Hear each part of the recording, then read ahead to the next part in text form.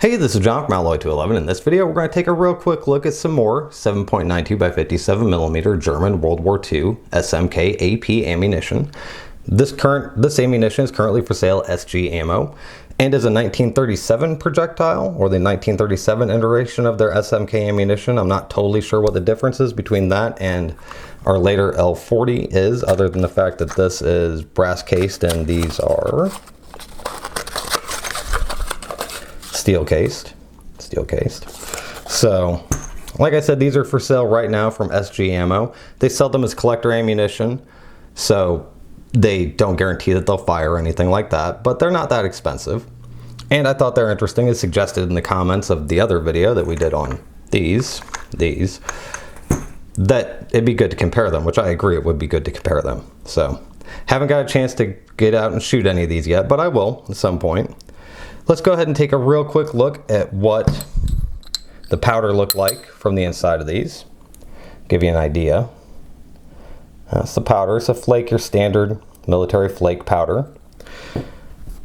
Here is a close look at the casing. The inside of the casing, unlike the steel cases, these had no residue down inside the casing. They do have a lot of dust on the outside. Let's look at the box real quick. Boxes look to be in really good shape. I mean, more worn. They don't really look like they have any moisture to them. And like I said, the rounds inside the box all had this fine dust on them. So, but generally they look to be in good shape. This is the inside of the stamp of the box, 1936. It's pretty cool. Same year that my K98K was made. So, like I said, I've not fired any of these yet, but since I do have the K98K here and an unstruck primer, let's see if at the very least one of the primers will go off. If I can get it, there we go. Okay, let's see. Oh yeah, wow, that was a really strong primer too. So that's a good sign. Hopefully that means the rest of them will go off too. Like I said, S&G Ammo sells these as collector ammunition. They don't guarantee that they'll fire, but given the crack of that primer and the condition of this powder, I am really hopeful that they will, especially because I really want to do some comparisons to these with them.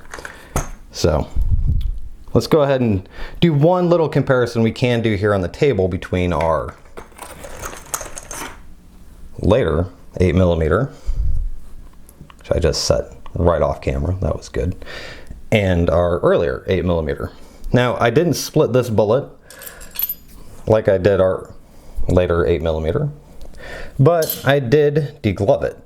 So let's take a look at that. Boop. Now you have the core, and then your lead and your jacketing. And this is the L.37, and then I also went ahead and destroyed one of our later L.40 projectiles. As you can see, they are very similar. Let's get the tips out of the way. No one wants the tips. Now, it may be kind of hard to tell, but this does get slightly smaller in diameter towards the front. This is 0.24 inches all the way down. This is 0.24 below that shoulder, and above that shoulder is 0.23. I don't know if that was done on purpose or not. Now, as you can see, there are some tooling marks here where I'd use some pliers to pull the jacketing off of our earlier round. Now, on our later round, I could just pull the jacketing right off with my fingers once I'd cut it through.